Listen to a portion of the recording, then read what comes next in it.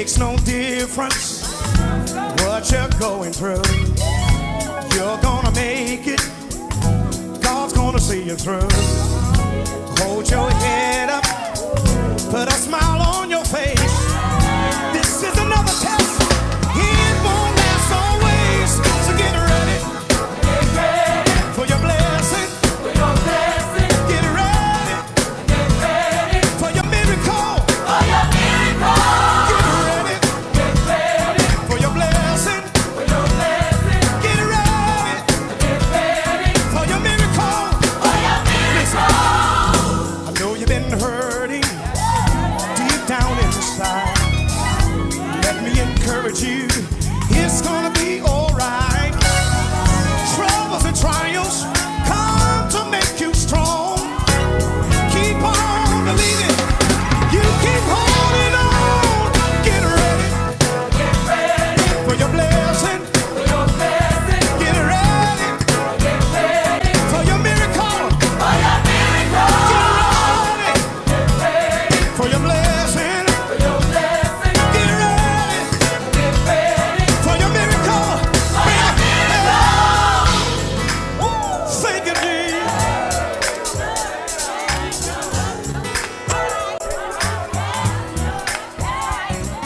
God's got a blessing. God's got a blessing. Everybody say that with me. God's got a blessing. God's got a blessing. If you really believe it, God's got a blessing. God's got a blessing. Come on. God's got a blessing. God's got a blessing. Oh, yeah, yeah. Come on. God's got a blessing. God's got a blessing. God's got a blessing. God's got a blessing. God's got a blessing. God's got a blessing. With your name on it. With your name on it. God's got a blessing. God's got a blessing. God's got a blessing. God's got a blessing. God's got a blessing. God's got a blessing. With your name on it. With your name on it. With your name on it. With your name on it. With your name on it. With your name on it. With your name on it. With your name on it. With your name on it. With your name on it. With your name on it. With your name on it. With your name on it. With your name on it. How many know God's got a blessing with your name on it? Come on. Sing this with me. Come on, say. God's got a blessing. God's got a blessing. Everybody. God's got a blessing. God's got a blessing. You say God's got a blessing. God's got a blessing. Come on. Everybody say God's got a blessing. God's got a blessing. Come on, Jay. God's got a blessing. God's got a blessing. God's got a blessing. God's got a blessing. God's got a blessing. God's got a blessing. With your name on it. With your name on it. God's got a blessing. God's got a blessing. God's got a blessing. God's got a blessing. God's got a blessing. How about God's you? got a blessing. With my name on it. With my name on it. With my name on it. With my name on it. With my name on it. With my name on it. With my name on it. With my name on it. With my name on it. With my name on it. With my name on it. With my name on it. With my name on it. With my name on it. With my name on it. What do you say? With my name on it. With my name on it. With my name on it. With my name on it. With my name on it. With my name on it. With my name on it. With my name on it. With my name on it. With my name on it. With my name on it. With my name on it. With my name on it. With my name on it. God bless you. Thank you for coming. And I love you.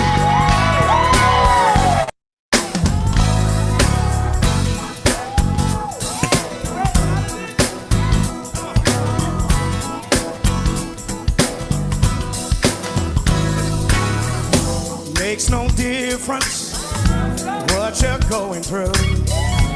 You're gonna make it. God's gonna see you through. Hold your head up. Put a smile on your face. This is another test. It won't last always. So get ready Get ready for your blessing. for your blessing. Get ready Get ready for your miracle. for your miracle.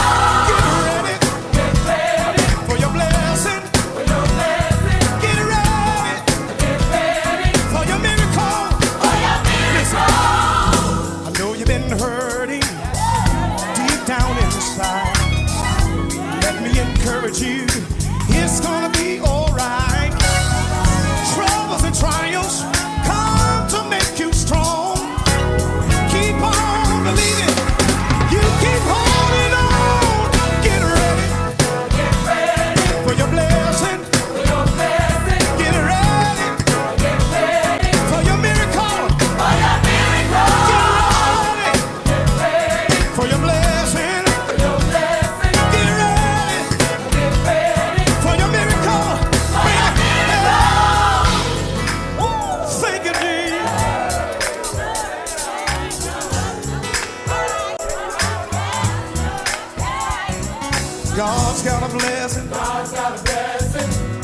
Everybody say that with me. God's got a blessing. God's got a blessing. If you really believe it, God's got a blessing. God's got a blessing. Come on. God's got a blessing. God's got a blessing. Oh, yeah, yeah. Come on, God's got a blessing. God's got a blessing. God's got a blessing. God's got a blessing. God's got a blessing. God's got a blessing. With your name on it. With your name on it. God's got a blessing. God's got a blessing. God's got a blessing. God's got a blessing. God's got a blessing. God's got a blessing. With your name on it. With your name on it. With your name on it. With your name on it. With your name on it. With your name on it. With your name on it. With your name on it. With your name on it. With your name on it. With your name on it. With your name on it. With your name on it.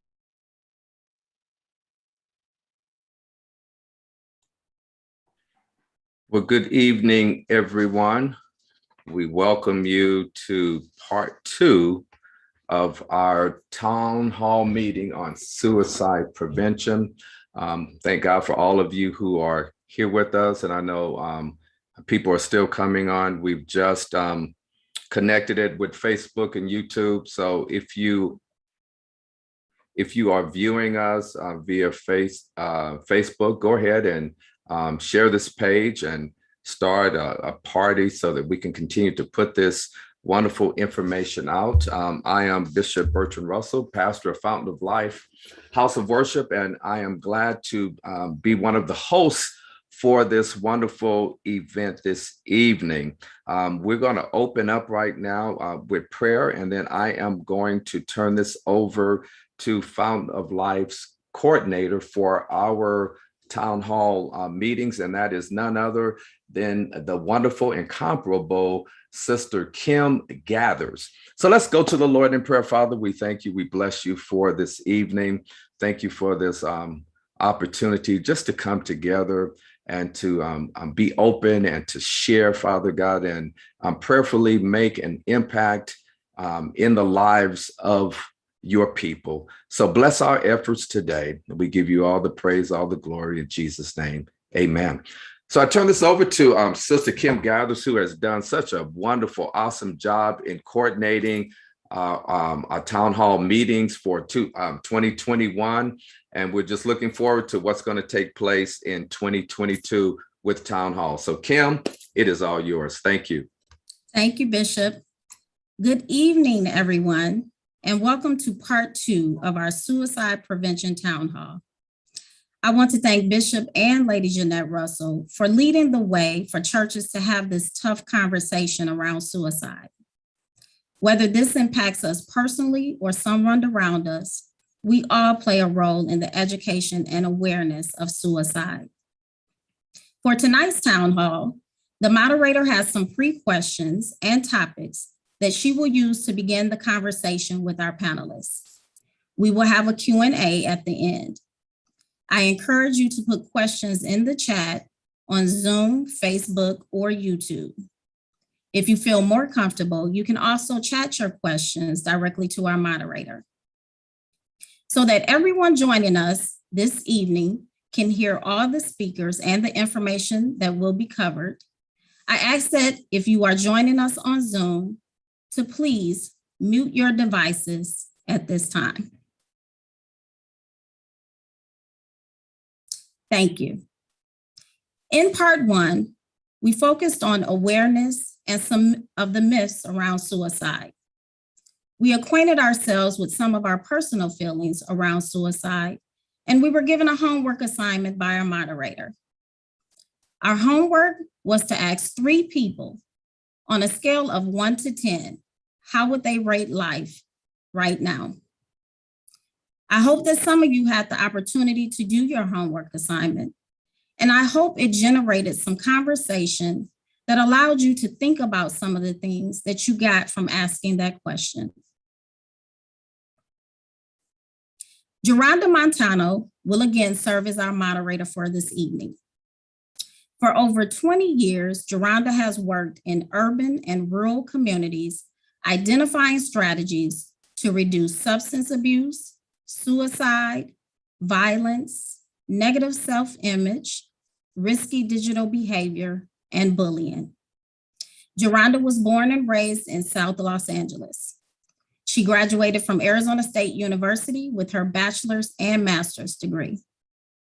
Geronda is a mental health trainer in suicide prevention, intervention, and crisis intervention.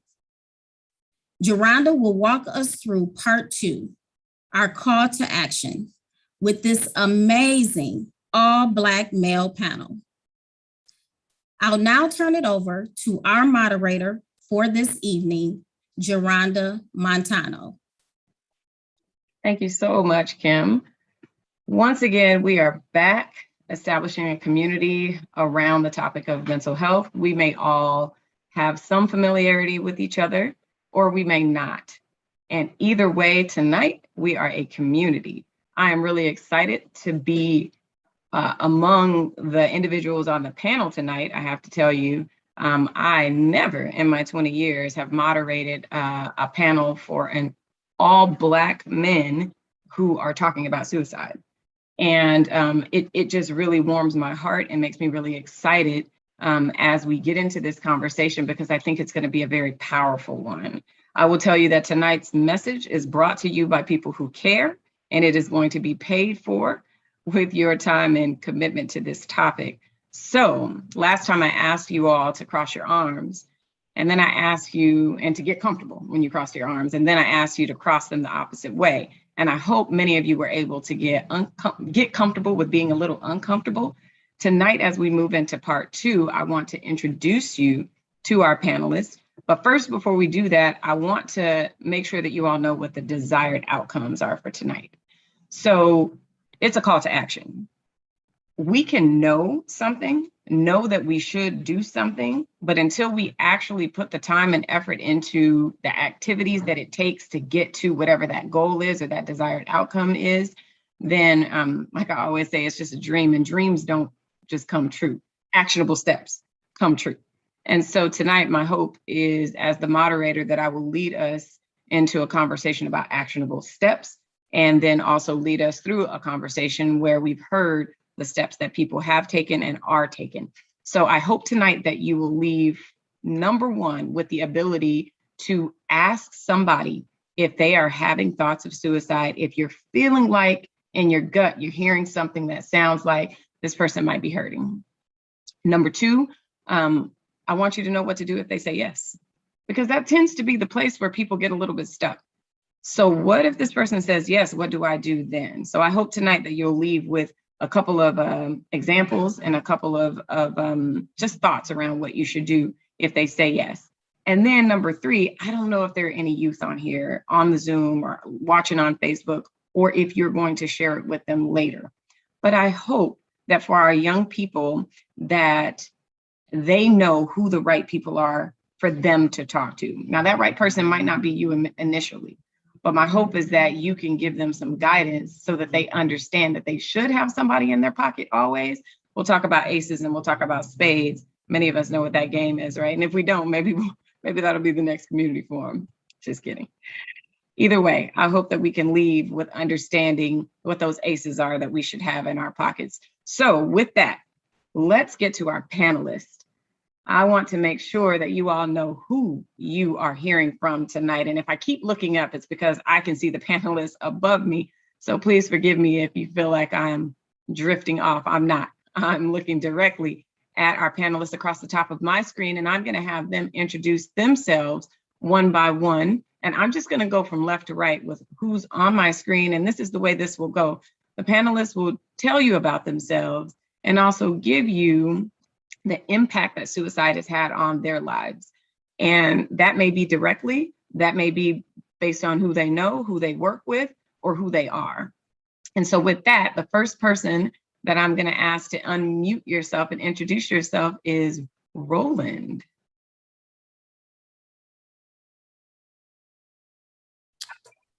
All right. Well, good evening, family. I'm glad to be a part of this Zoom and Ultimate conference that we're having tonight. And just to give you a little bit of insight of where I come from and how suicide has impacted me. So I've been an educator for 7 years now, as well as a coach. And through just experiencing different students and different walks of life. Obviously, I've went through that trail of suicide. And through that, I've had experiences with my peers, and that's coworkers, as well as students. And one thing that's very close and to me, and this is something that's happened recent, is actually having a student who did actually take those actions and commit suicide. He was a student. He moved from Michigan, and he came to our school, and he seemed like a normal student, no issues at all. Very smart. He was a football player. And then he had decided to attend Cesar Chavez High School. And within that freshman year, and this was last year, I did find out that he did take those actions in committing suicide. So that is just one example that I've experienced. So whether it be that, and we have different programs that we issue and implement at our school, such as Second Step, and also talking about ACEs.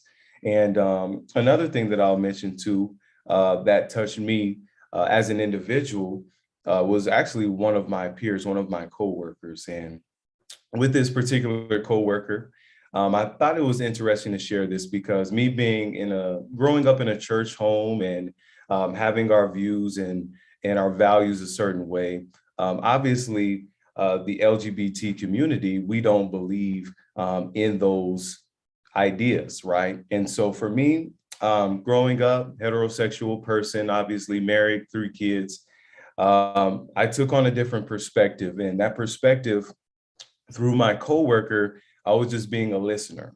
And this coworker was just expressing the different ideas and feelings that he was going through as a young child. And this coworker is just 1 year older than me. He's currently 31. And basically what he was expressing, and it wasn't directly to me, he was just expressing all of the things that he went through being young and not wanting to tell his parents that he was feeling towards the same sex. And through these feelings, obviously growing up, and he was a religious person, not the same beliefs because he grew up in a Catholic home, but still having that fear, he didn't want to tell his parents. And so through that, he had different emotions that he was feeling, and he also did contemplate taking his life at that time. And this was at an early age. And so hearing that, being a father of 3, being a teacher, being all these different things, I just felt for that particular coworker because I never heard that perspective in my life. And so it touched me in that moment because I do have 3 children. And I just know for me, I would want my children to be able to feel comfortable telling me those things and those feelings rather than being so afraid that they're contemplating taking their life rather than just having that communication with their own father or with their own mother. So this is how suicide has impacted me in my life. And obviously this is something that I want to continue to work with and continue to help us grow and educate us as a people and as a community. Thank you. Roland, thank you so much. You really have kind of breached a couple different topics that we're going to get into as we get into the conversation portion. And I want you all to take notice that he is on a school campus. He is working directly with our youth. He has some work-related experience and then also personal experience with a peer, right? And when we talk about the way that suicide may touch our lives, it may be in a work capacity, but it also may be in a personal capacity, whether that be us or someone close to us that we know, someone that we love, or someone who maybe is at a little bit of a further distance. The next person I'm going to introduce or ask to introduce themselves is Mr. Harold Branch, who I've always known as HB. HB and I go way back to those early college days. And it is my pleasure to ask HB to introduce himself and give us who you are, how suicide has touched your life, and give the people a little bit more information than I just gave about who you are. Without a doubt, everyone. Thank you all for having me, allowing me to share my story. because it seems like that's really what tonight is about, as far as my role is concerned. Who am I? First and foremost, I'm a dad, father of two beautiful kids, 16-year-old Harold Branch IV.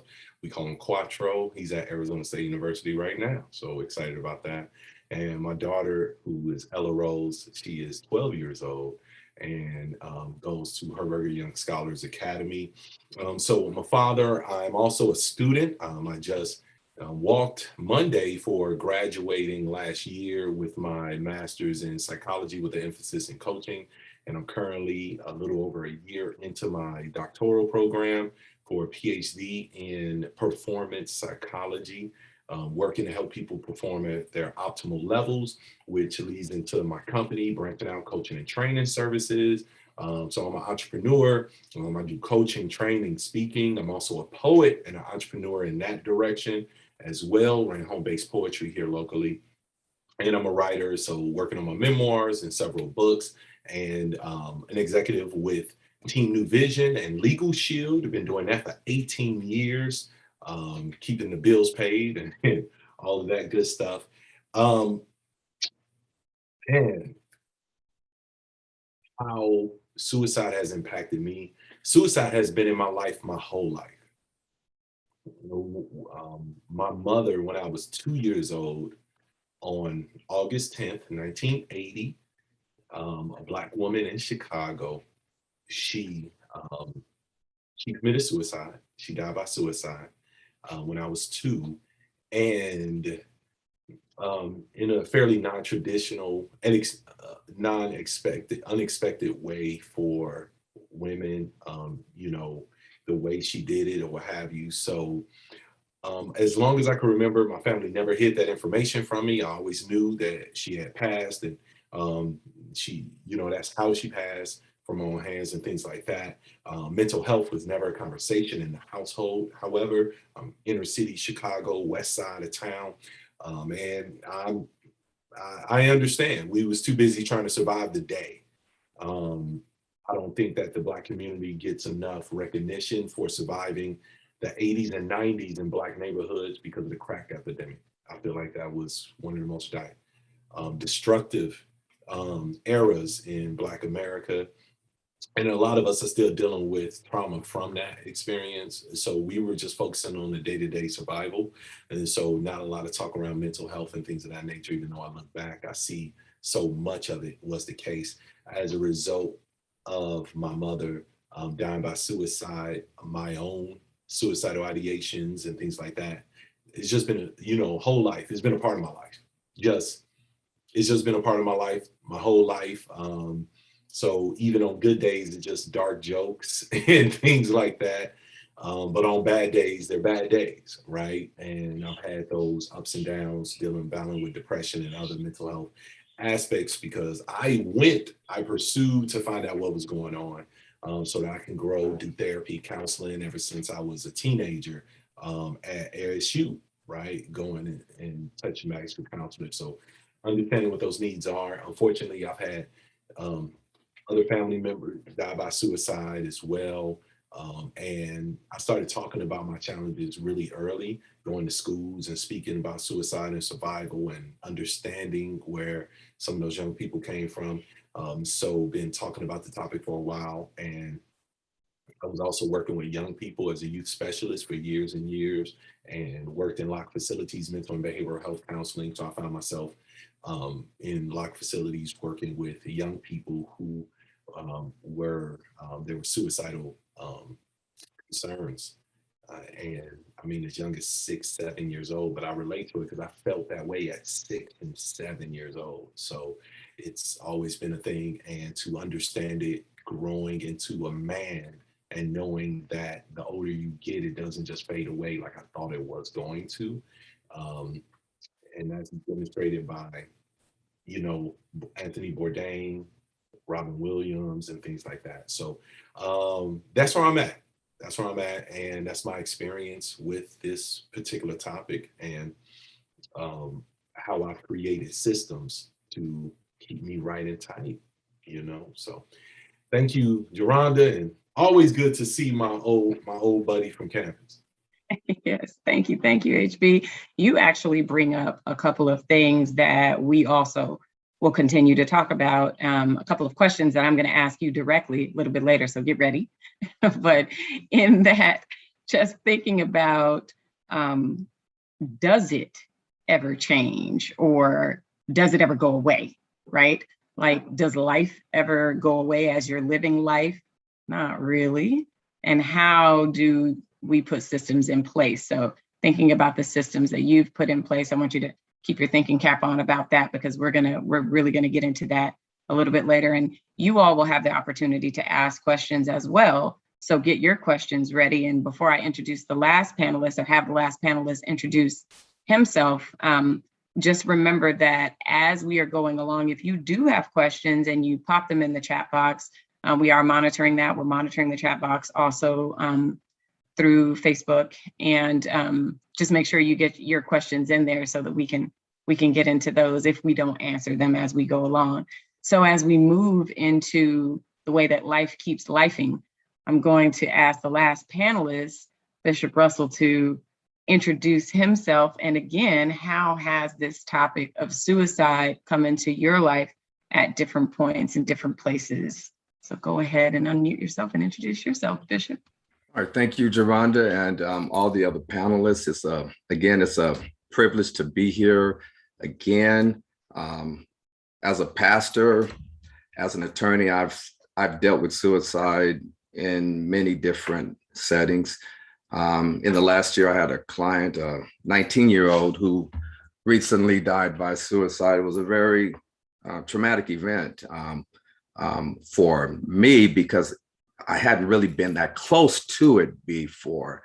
And so shortly after that, then, Sister Doretta Thomas's son, Micaiah, he died by suicide, and I reached out to her. And so actually, Doretta Thomas is one of the primary reasons why we're having this town hall meeting, based upon a conversation I had with her shortly after her son died by suicide. I called her, and she just said, Bishop Russell, we have to stop hiding this. For so long, suicide, particularly in the Black community, has been seen as something that we don't want to talk about.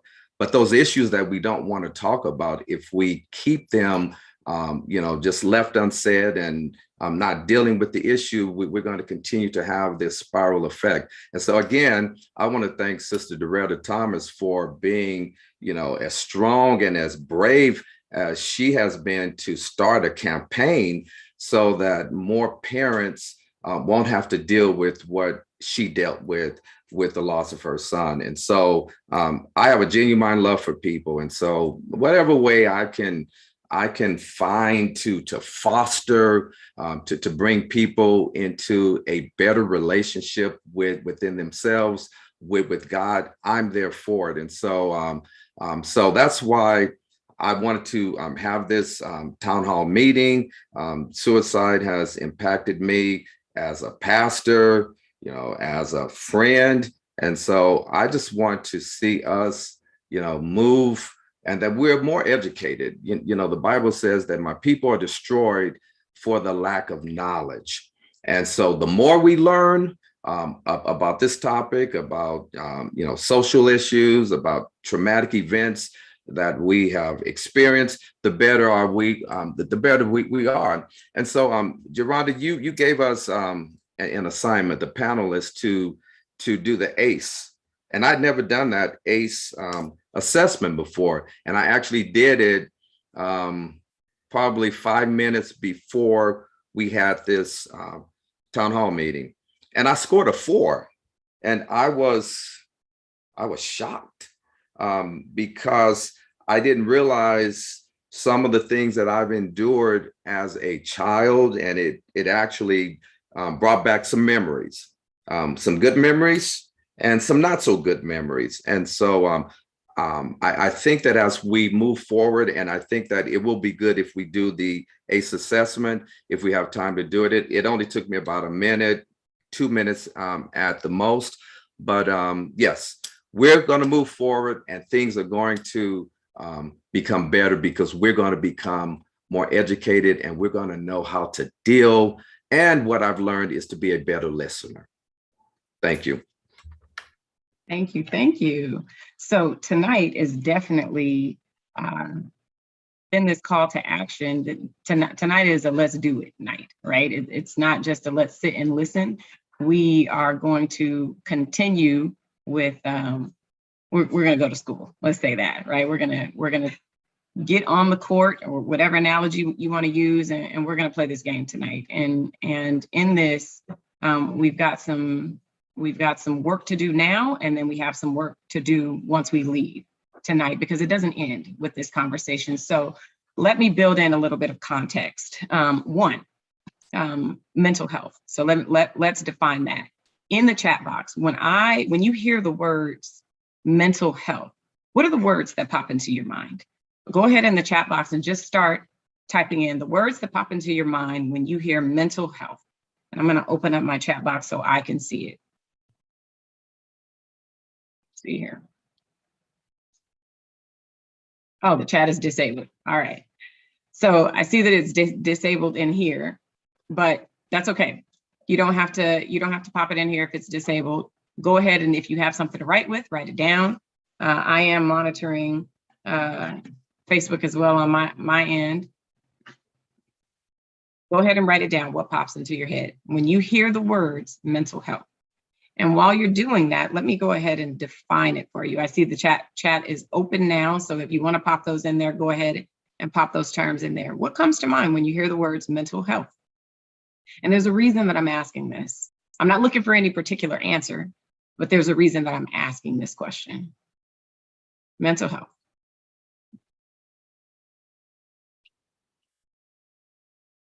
I like awkward silence, you all. Awkward silence gives us a little opportunity to think a bit, not feel like we have to spend, I feel like we have to fill every space with something. So I see trauma, undiagnosed, unstable, real.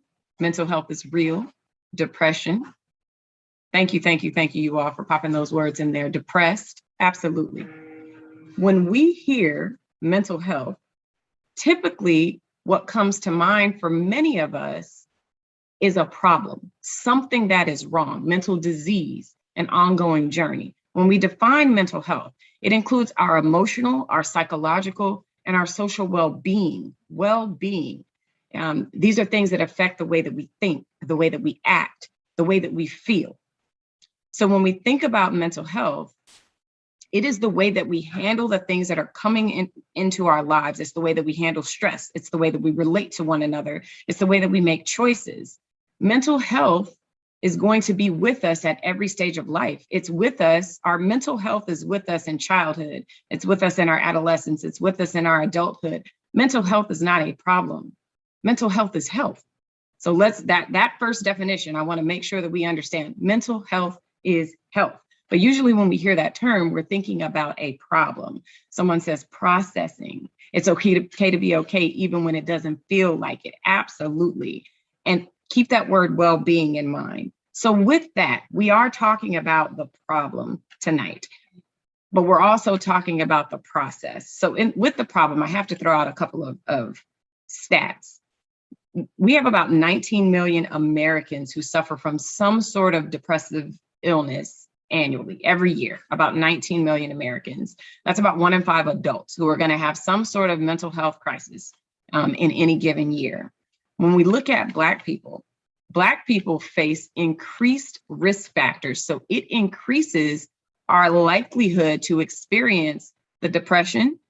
And those risk factors include racism, higher rates of unemployment, financial burdens, food insecurity.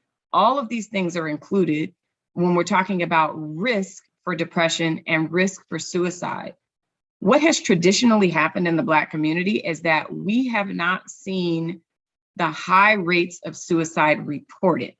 And I have to say the high rates of suicide reported because when we look at suicide, what's reported is only what we know, but the majority of what's happening is really beneath the surface.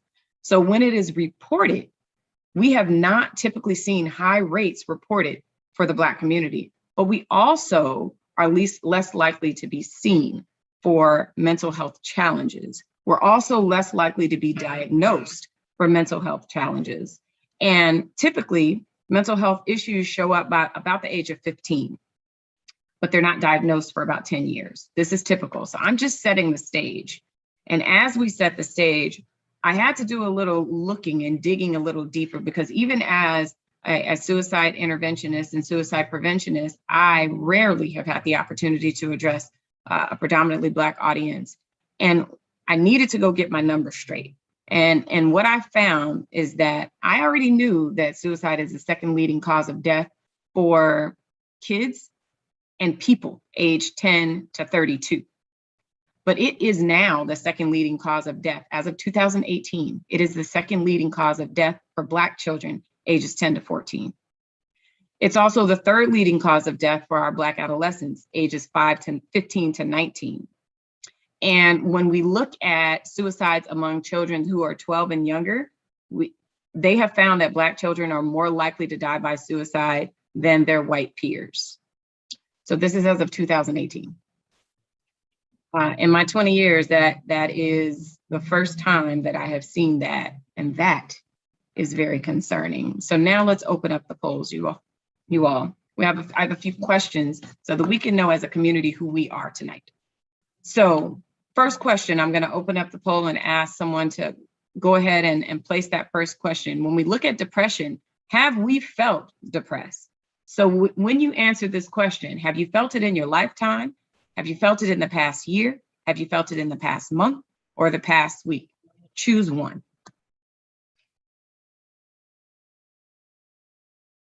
It is anonymous. And when the poll is closed, we will see what our community tonight is dealing with. Now, if you weren't in that first session and you didn't get comfortable with being uncomfortable, go ahead and do that tonight.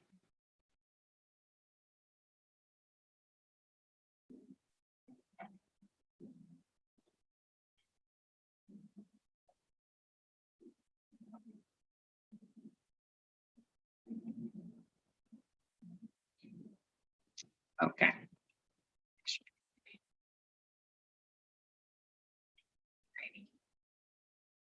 Okay, here are the results.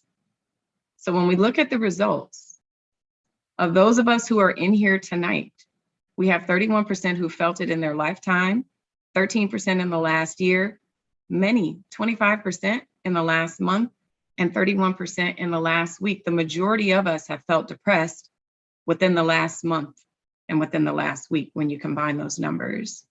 So depression is something that, if we define depression, we're talking about something, an emotion, an impact on us that stops us from our daily activities. If it potentially could be diagnosable, it usually occurs 2 weeks or more. That doesn't mean that it is diagnosable, but that's typically a requirement.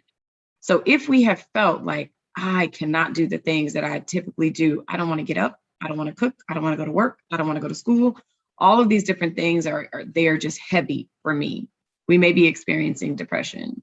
So who do you talk to?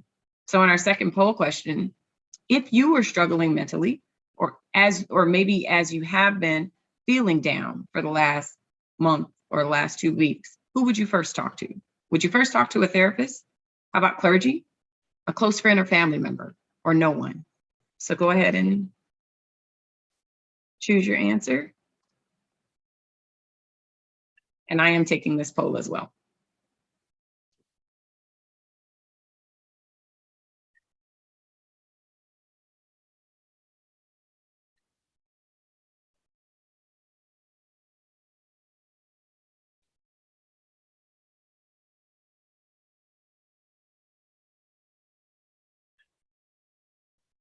The polls are closing shortly.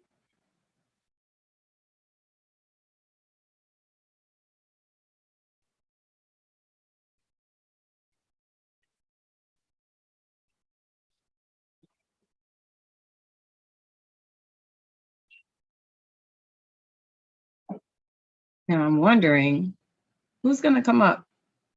What area will come up as those we would speak to first?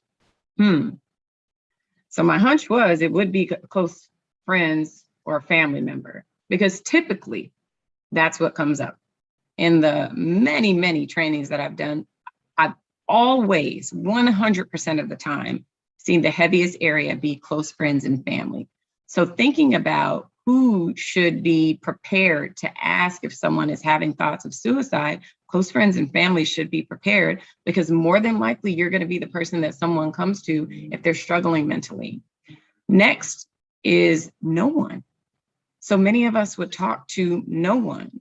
Definitely one of the things that we, as a community, as a Black and Brown community, as we tend to understand is we can deal with it, be strong, pick your chin up, pick your head up, those kind of things. And so with that, oftentimes we find that we won't talk to anyone. I don't want to be a burden. I don't want anybody to think I'm crazy, or I'm just going to deal with it myself.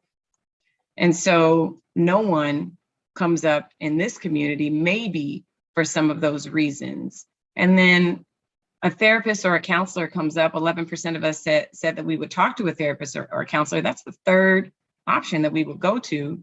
And our clergy and our religious leaders, no one chose that tonight. But that's the first, when we talked about the first person we would talk to, a close friend or family member. So my hope tonight is that if you are that close friend or family member, that you will know what to do next. Okay, we're not going to pull up the next poll just yet. I'm going to go to some questions, and we're going to intersperse the poll within the questions. Can I ask, can I make a response Yes. regarding that last one?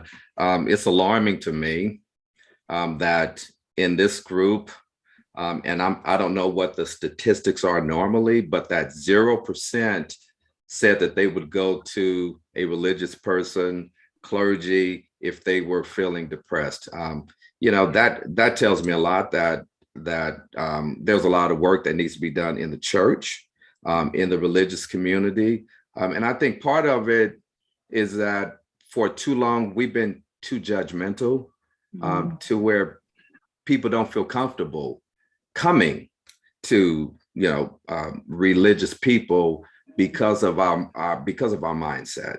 And we have a certain way of seeing things, and most things is just, spiritual.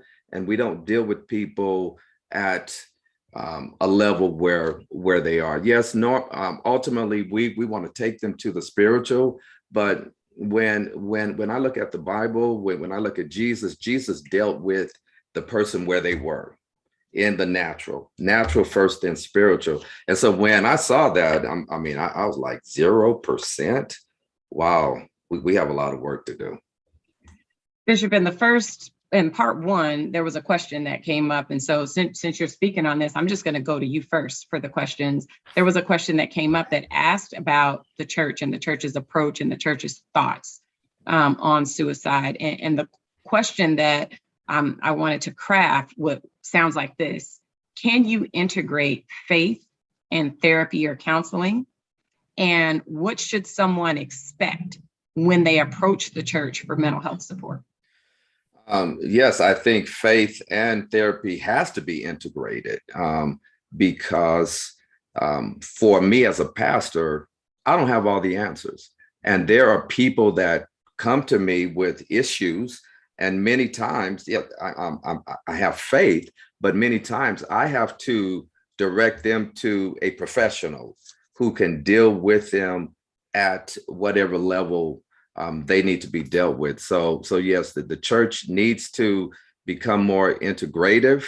We need to, have counseling opportunities in the church, but we also need to be able to, direct people to professionals and paraprofessionals so they can get the help that they need. Yeah, absolutely. So you heard it. Integrating it's critical.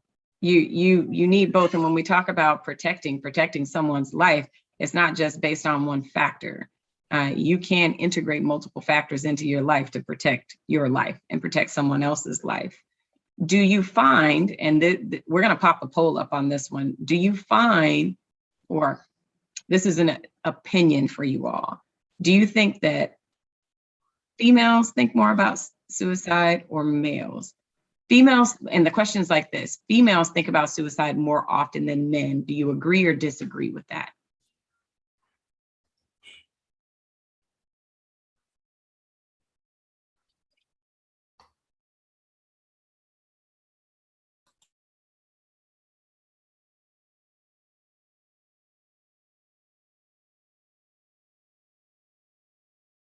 Okay, that poll is down. Just about.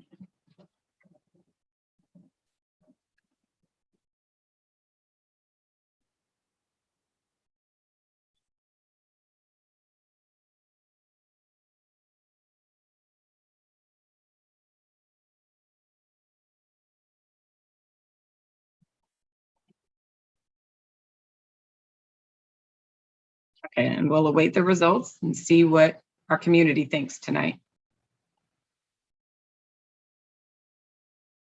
Okay, so 43% agree that females think about suicide more often than men, but 57% disagree. So I'm going to ask this question of Roland. And HB, you can jump in here as well. So as I was crafting this question, I thought about being on a school campus, I thought about being a teenager, and I thought about what it looks like when an adult on that campus might have some inkling that something is going on. But I also thought about who might be getting missed. So Roland, can you speak to some of our Black and Brown youth are being missed more than others and are dealing with mental health challenges in isolation, whether it be our boys or our girls or LGBTQ, we're missing them. What are some of the things that we should consider at home and at school? A couple of things that we are missing when it comes to our youth is a lot of times the easiest thing is just listening. A lot of times we write them off and we just want them to do exactly what we're asking them to do. And we're just kind of in that adult flow and we're just going through the day. And a lot of times we don't want to hear what they have to say. And a lot of times we really need to hear it. And they could be telling us some things that are some cues that could help us out and helping them out.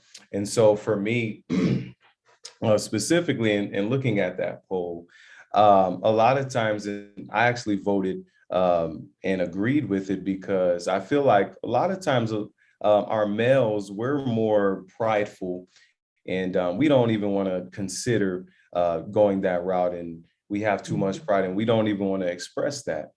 However, are those thoughts still there? They actually are, and it's evident. And so with my girls, the reason why I voted and agreed with that is because when we do go through those second step lessons, and just so you guys know, second step is going through cyberbullying, is talking about sexual harassment, is talking about all those different things that they may be going through.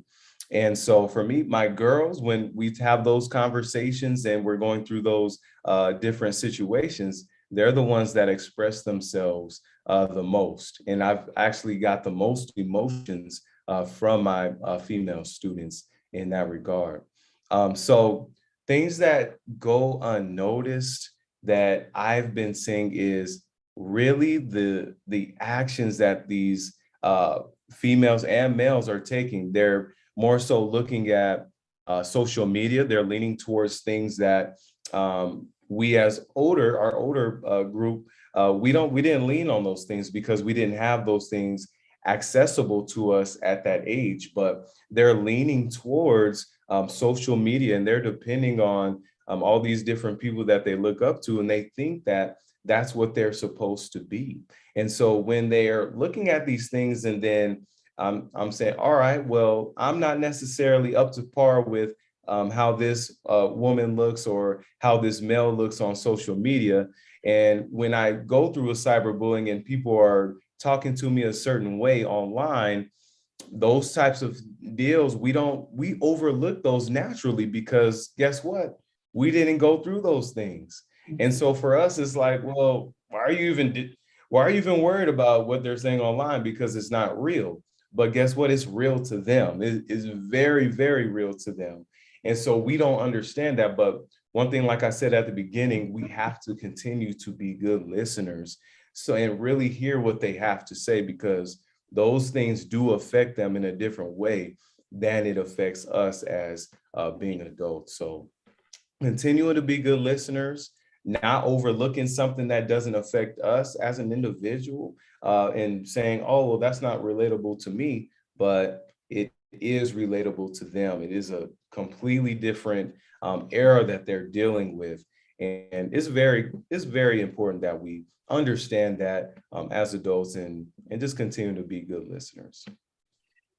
I'm going to ask a follow-up question to that, and any of the three of you can answer it. HB, maybe you can chime in on this one, but you talked about males not expressing it as much. Someone in the chat box says, do you find that young women are more apt to express the thoughts of suicide, but males are more likely to go through with the act? I'm going to add to that question. As a Black male, do you feel the pressure to not express it? Or what does that look like as a Black male, and what should we be paying attention to? You know, I appreciate that. I was actually over here taking notes on what I wanted to say in response to it, and that was a big part of it. But before I dive into that, I just want to say one of the reasons why I believe our children are left behind when it comes to this topic, not addressed, not concerned for, not cared for like their white counterparts, is because our children tend to be criminalized easier in schools, right? So if they show any behavior that's not lockstep in alignment with exactly what a system that's only developed to, work for a particular type of thinking and mindset and even group of folks, then instead of being addressed with care many times, they just get disciplined and punished.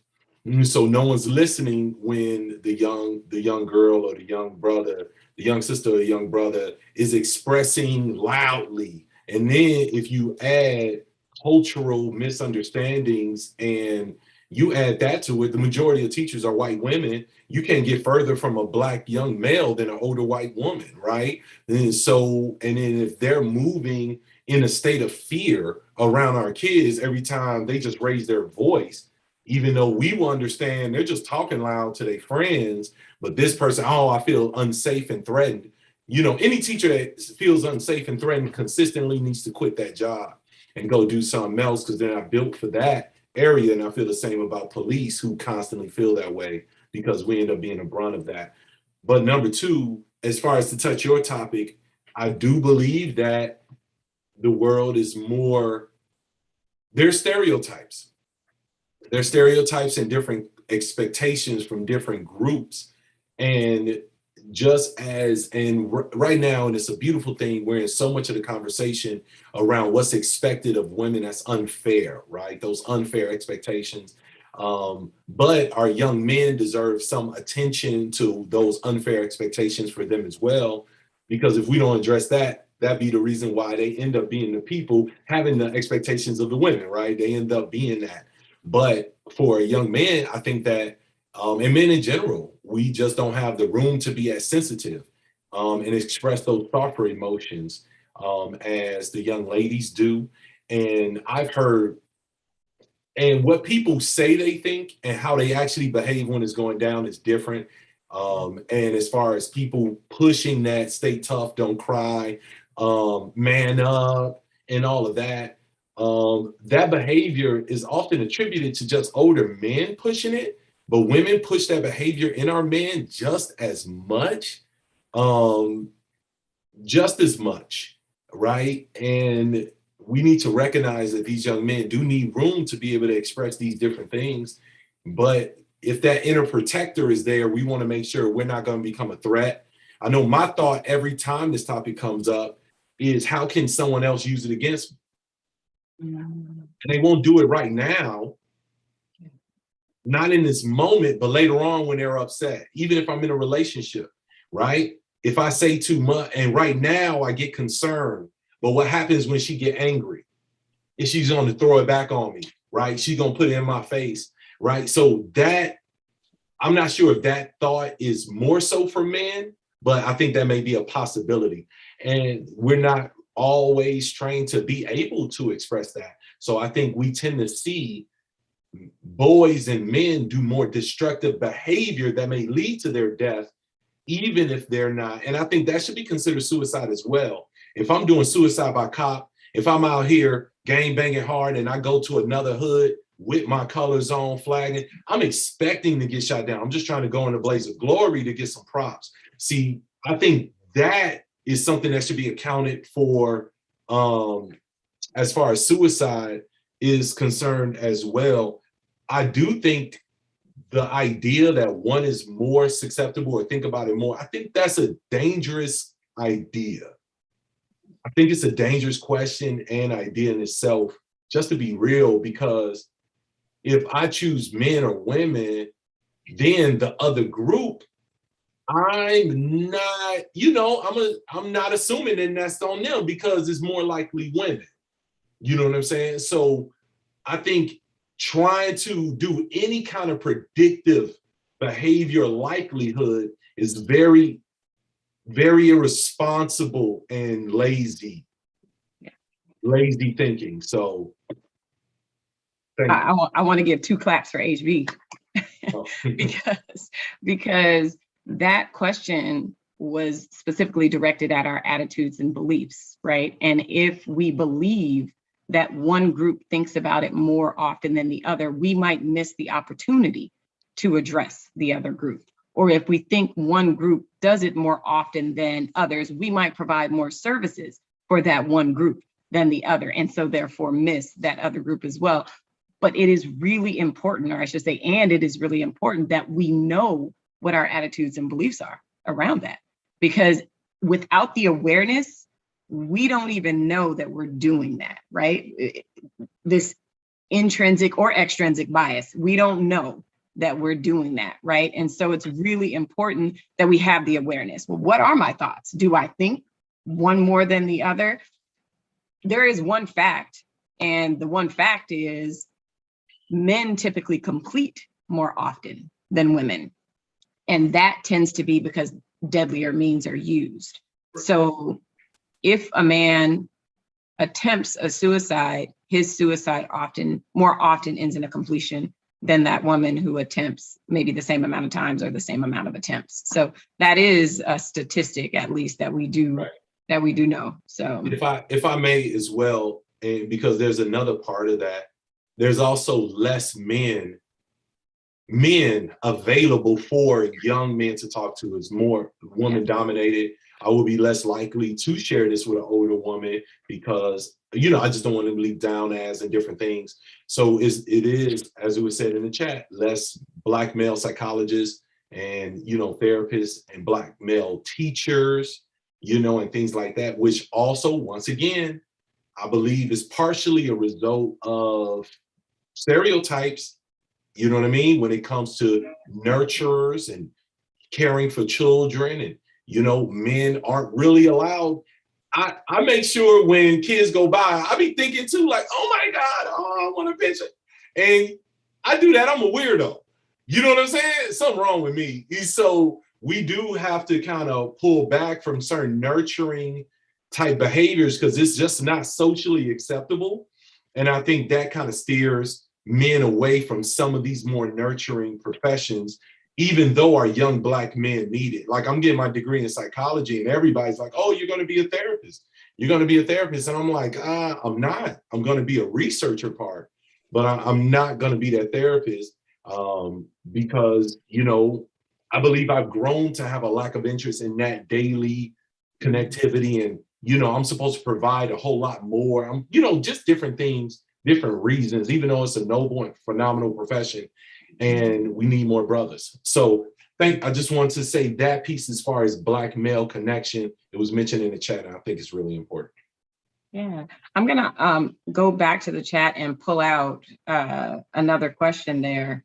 And you bring in a great point, HB. I mean, there is the lack of availability. There's a lack of even access to a therapist or a person who I might feel like I can relate to if I'm telling you my personal business I'm telling you how I truly feel, I should feel like I can relate to you. And there is a lack of that across the board, and definitely for young Black men to see themselves, as well as young Black women, to girls, men, boys, girls, women, to see themselves as well. The question in the chat box says, or a statement, also, if our children display vulnerability, it is in most times seen as weakness, and particularly our young Black men. And I think that's exactly what you were speaking to, that potential for that to be kind of put out there and maybe used against them later. Let's see.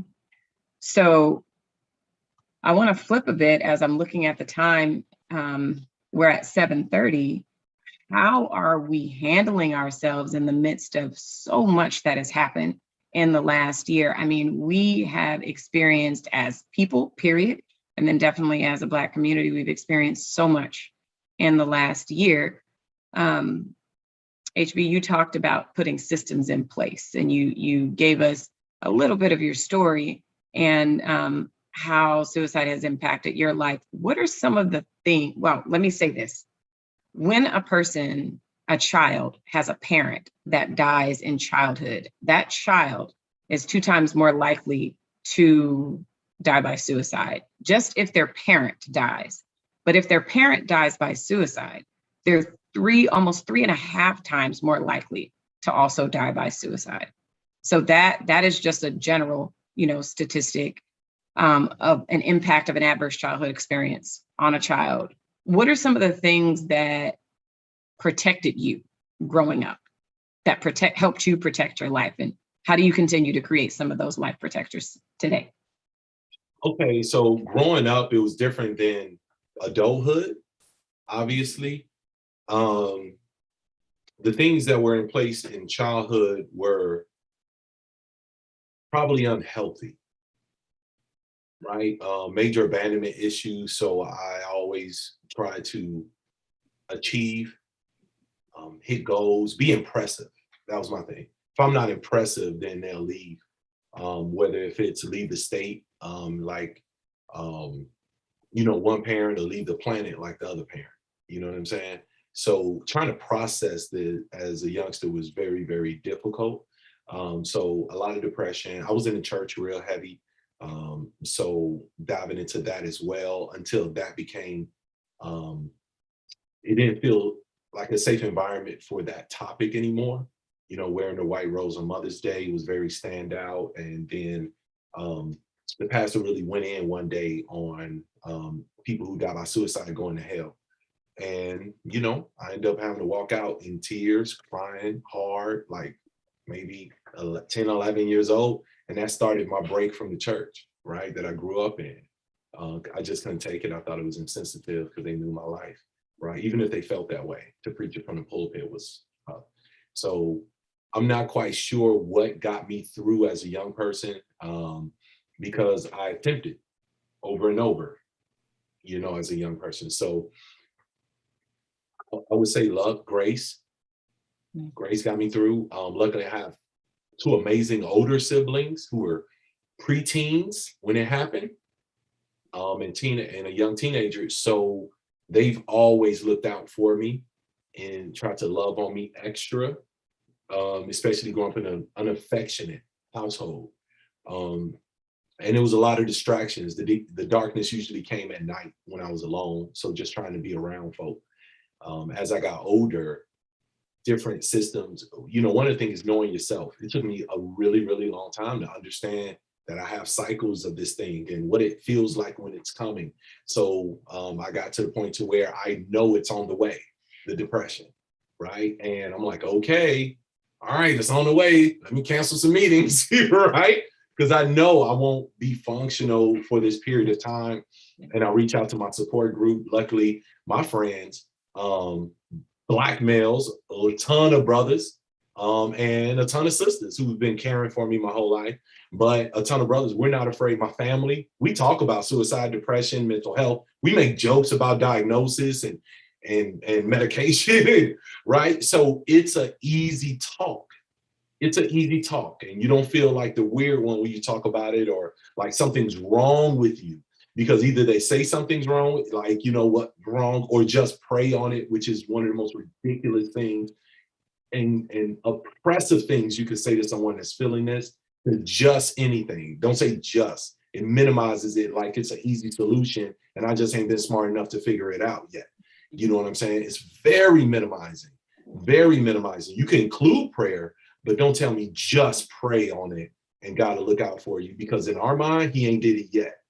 So don't do that to us. You know what I'm saying? That is so offensive.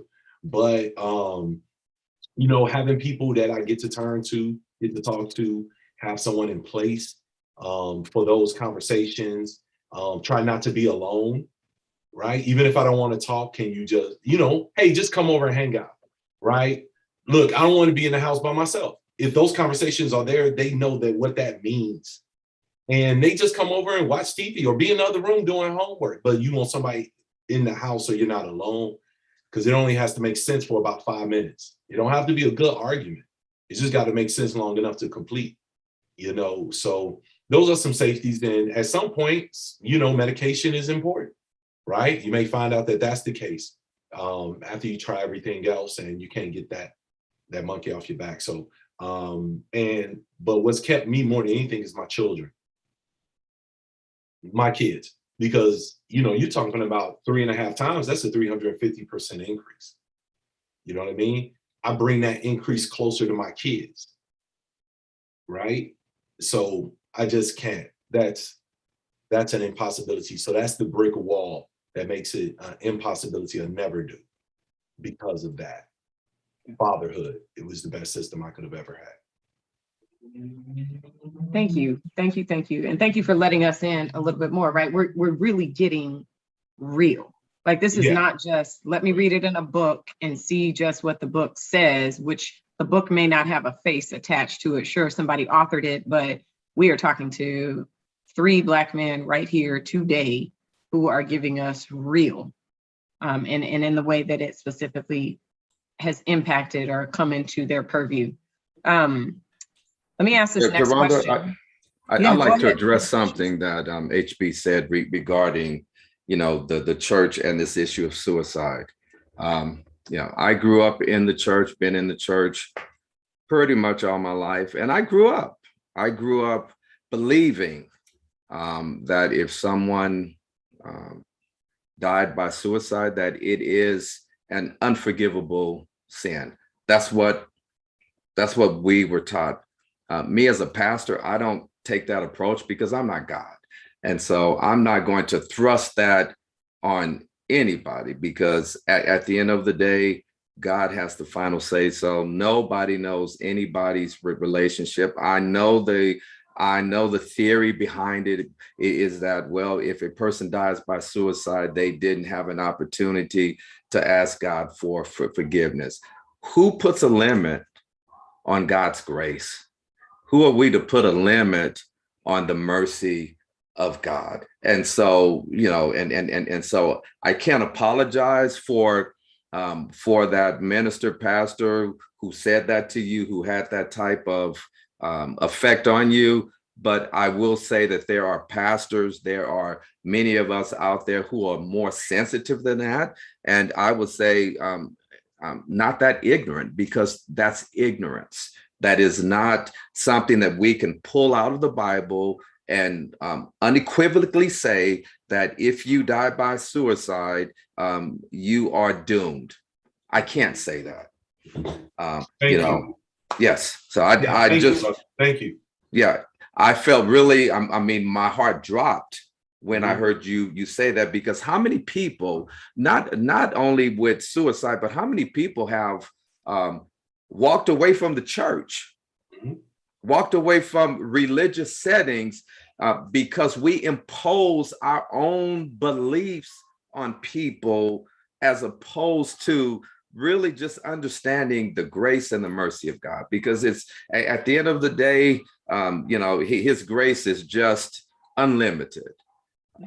It's just his love is just undescribable. It's so we can't even reach it. You know, the word says it's so high that we can't go. It's so low. It's so wide. And so for us as religious people. I'm not a religious person. I'm spiritual, but I use that word just loosely. And so I just want to apologize for anybody who is listening and you have been hurt and abused because of insensitivities that have come across pulpits or have come across, members who are part of religious organizations. All of us are not like that. That question, that was a topic last time. It was an attitude and belief question, and then it was a question that came in the chat box. And I am so glad that we are addressing that here. And that's coming directly from Bishop Russell saying that he, as clergy, cannot say with faith that that is something that you will be damned, doomed. That is not something that he can say. That I would agree that has turned people who are looking for a place to go, looking for some compassion, and have sat in the pews Sunday after Sunday and felt they still had no place to go. That has turned some people. So it just makes my heart happy to be in this conversation tonight. And that is regardless, I think, of which monotheistic religion you follow and where you're sitting. Many have had that thought, belief, and attitude that they are going directly to hell. So thank you for addressing that head on. Now, there are a couple of additional questions that have popped up in the chat box, so let me not ignore those. I'll ask you all this one. How would you all respond to someone who is saying that they don't want to live anymore? Any of you can go on that one. How would you respond?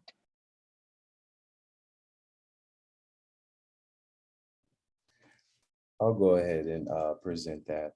The first thing that I'll do as an individual is really just asking that person questions, really just asking them about what's going on in their life, just to be personable with them.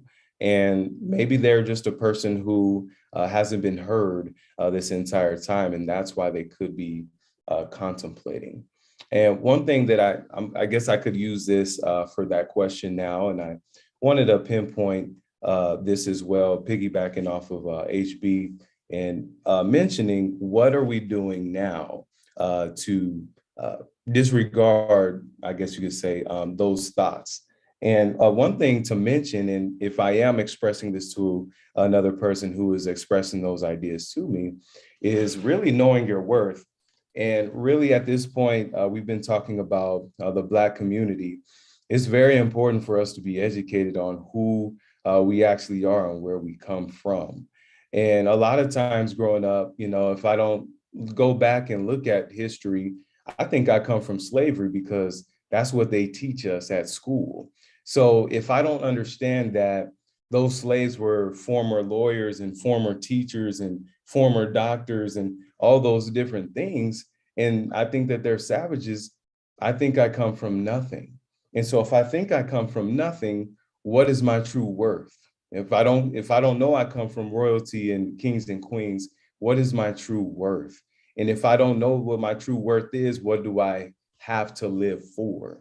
So I think it's very, very important for us as a Black community to really know where we come from so that we can carry ourselves a certain way, so we can think a certain way.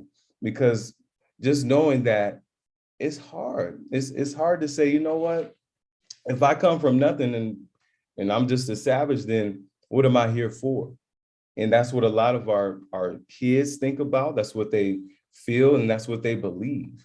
And so I just wanted to address that really quick. But I think that it's very important for us really to ask them those hard questions if we are dealing with somebody who is contemplating that. Because then if you do ask the appropriate questions and not pushing them to a certain point, then they could start contemplating themselves and say, you know what, maybe this isn't the best idea, and I do have more to live for. Yes, yes, yes. Yes, Roland, thank you. And you know what that makes me think about? Sometimes it may not be that that person has said that. And so then the question comes naturally because of something that they said. It may be because of the behavior. And so when we think about some of the self-destructive behaviors that we, I guess, get traditionally pinned to us, in the Black community, HB brought it up, gang life, gang behavior. We look at substance misuse, whether it be illicit, prescription, or alcohol. Those things, if I am just rocking it until the wheels fall off, that self-destructive behavior may be an attempt. And in fact, I spoke last time about gang behavior. The neighborhood that I grew up in, life expectancy for a young Black man was 19 years old. And so if I know if I'm going to go outside, in all blue or flamed up, and I'm walking down, this major street, and I don't care. I don't care because my life doesn't matter to me anyway. That's a suicide attempt. And that's a suicide attempt that's particular to that gang culture. And so, gosh, that also makes me think about one emotion that gets missed often, and that's anger. Anger gets missed big time. And anger, that person may not be saying, I don't want to live anymore, or I can't do this anymore. Or maybe they are giving the subtle cues like that. But those things are also huge invitations for somebody to take notice, to say something about, do something about. And I think of so many friends that I had that found themselves connected to a gang, probably because of depression. Things weren't going well, weren't going right. And then being suicidal and walking down Crenshaw or walking down Slauson because it didn't matter, And I did a little bit of research, Bishop. I did find that youth who are gang involved are 102% more likely to attempt suicide. That's a study that came out in 2016, and I've followed a particular gentleman for a while to see what he was going to do around this from Columbia University, and I don't know that he wrote that study, but definitely there's more information out there about self-destruction when it comes to Black youth. And that just, goodness, you all, goodness. Let me, does anyone else want to speak to that portion of the question? Well, if we're not going to speak, then let me go on. Go ahead. I'm sorry. And No, go ahead, HB. the question itself being, how will we respond to a young person?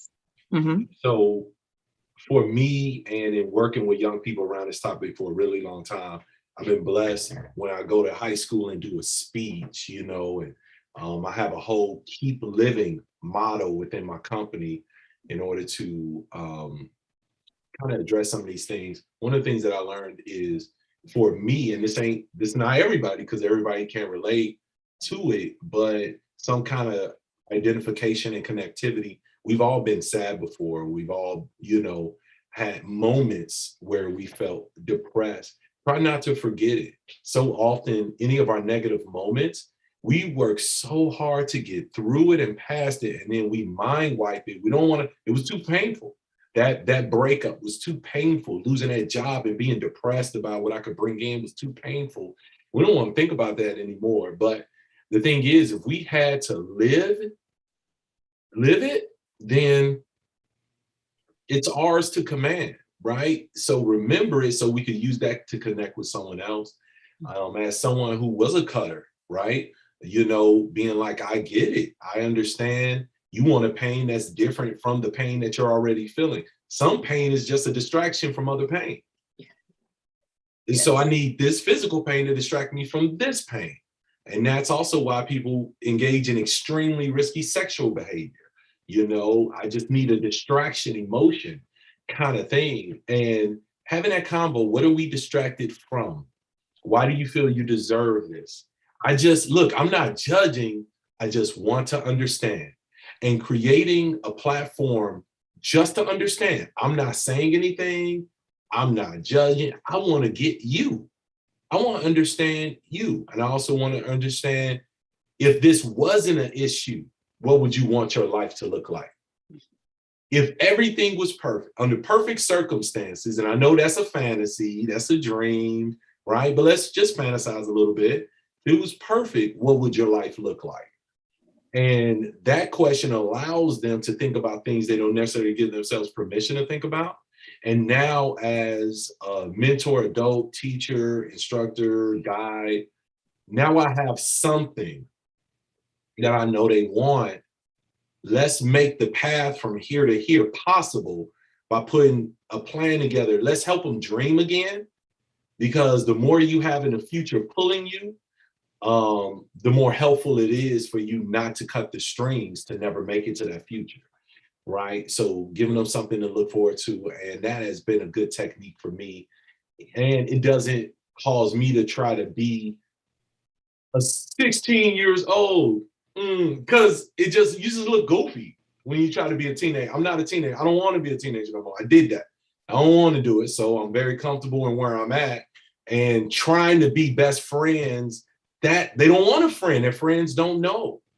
They want someone with maturity and experience that know how to treat them friendly and just not judgmental.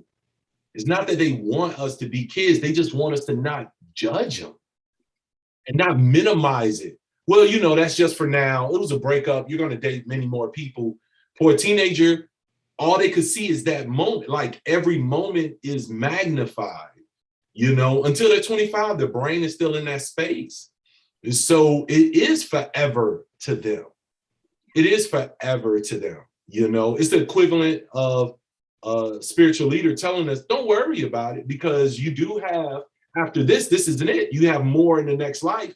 And you may believe it, but you're still worried about this life, because that's what you're conceptualizing. So this is real to you, not just what's on the other side, which is, you know, a more expanded view of life, of experience, this life and after. So Yeah, that awareness of time is so different when you're a young person, right? If you're in the 9th grade, it's going to take forever to get to the end of the school year. And if you are 42, 50 is right around the corner, right? So right.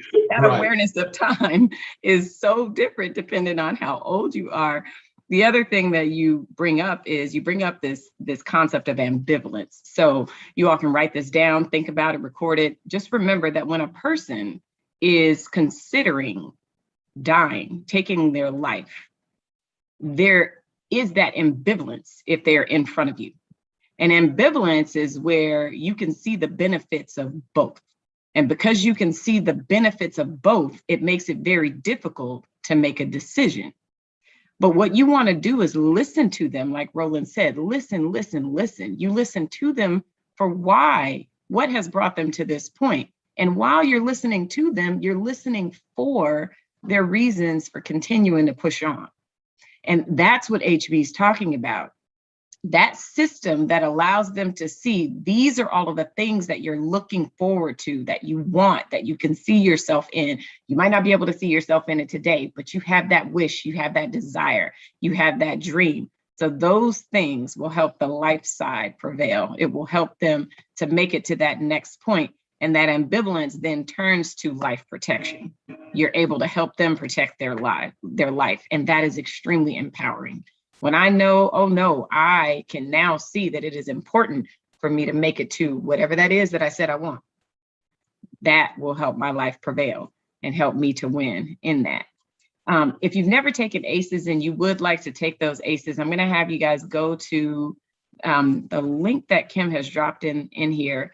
We talked a little bit long and we didn't take the ACE, but I'm going to, if you guys, I think we should click on it right now. HB, Roland, have you all taken it? You have. My ACE score is very high. My ACE score is very high. You took it? I have an ACE score of 6. Super high. Yeah. Yeah, I have a 9. Yeah. Yeah. And when our ACEs are higher, we are more susceptible to physical illness. We're more susceptible to illnesses later in life. But here's the thing about that, with more protections in our life, those protections can keep us away from those physical illnesses and those other things that may create some issues for us. So click on that link and go ahead and take your take your survey right now. It's 10 questions. It takes a minute to 2 minutes. It is 7:54. And while you all are doing that, it's americanspcc.org, americanspcc.org. Click on it, take the 10 little questions really quickly and see what your ACE score is. In Arizona, we rank among the highest of states with adults who have 2 or more ACEs. 2 or more ACEs. And the more ACEs you have, again, the higher the risk is for other challenges. So while you all are doing that, and I get prepared to give you all a few takeaways. Someone asked, we were answering the question, how do you ask the question? Basically, here are a couple of things you can say. If you're hearing something that just sounds like, you don't sound like you're okay, or if you're seeing people do things like giving away their possessions, or if all of a sudden someone becomes a hugger and they weren't a hugger before, or if all of a sudden someone was hugging people much and they're not hugging people anymore, or they don't want to be around anyone anymore, or they want to be around everybody. Change, significant change is what you're looking for. And with that change, you're just not quite sure. You can ask in a heart-to-heart conversation, hey, can I ask you a question? Sometimes when people are not feeling good about things, a lot of things are going wrong. Sometimes people think about suicide or think about dying. Do you think about dying? That's one way you could ask it. Do you ever feel like giving up? Now that's a precursor to the actual question that you want to ask, because you want to ask directly about suicide. Are you thinking about taking your life? Have you thought about suicide? You want to ask that because if they're not thinking about suicide, if they're thinking about self-injury and they're just thinking about injuring themselves, they may give you that answer. Or if you ask them, are you thinking about hurting yourself? They may not be thinking about hurting themselves. They may be thinking about ending their life. That's 2 different things. So you want to ask them specifically, are you thinking about ending your life? Self-injury is not in itself a suicide attempt. It increases the risk, but it is not a suicide attempt. It may be a release valve. It may be keeping that person alive, in fact, because that release valve may be taking the lid off the pot so all the water doesn't boil over. It may just be taking that off the pot. And so we want to be very clear if we're talking about suicide. And then you want to listen to what's keeping them alive. Now, while you all have taken that test, I had one more request, and I'm going to make this homework because we don't need to share it in here, but this is your homework. If you haven't taken the test, you didn't go ahead and click on it, that's your homework too. You just have extra work to do. But if you did take the test, here is your homework. I need for you quickly, like following this broadcast, following this Zoom meeting, I need for you to talk to the people who are in the room with you right now, or call somebody if no one's in the room with you. And I need them to give you 2 of their ACEs. Now, here's what an ACE is. An ACE is someone in your pocket. This is your call to action. An ACE is someone in your pocket who you know that you can call. It may be that close friend, that family member, clergy, a therapist, whoever it is. But you need to know who that is, and you need to know their number. 2 people. I need 2 ACEs. You give them your 2 ACEs, and you find out from them who their 2 ACEs are. It could be somebody at school. It could be somebody at work, whoever. And the second part of that is that ACE needs to know that they are your ACE. So once you determine who your 2 ACEs are, you need to let the ACE know that they are your ACE. You are the person that I am comfortable reaching out to. You are the person who, if I need a lifeline, I'm going to call you. Now, if you are the lifeline, you don't need to be responsible for long-term care. You need to get that person to the next person. 741-741, you can text that number. You can simply text if you need to. If you need to call emergency, you can call emergency. But as an ACE, as a lifeline, you need to know who your lifelines are, and you need to know if you are someone's lifeline. That makes sense to you all? That's your homework. That is your homework. Okay, one of my ACEs is my husband. Another one of my ACEs is my best friend. And another one is my sister. I know that it doesn't matter what time.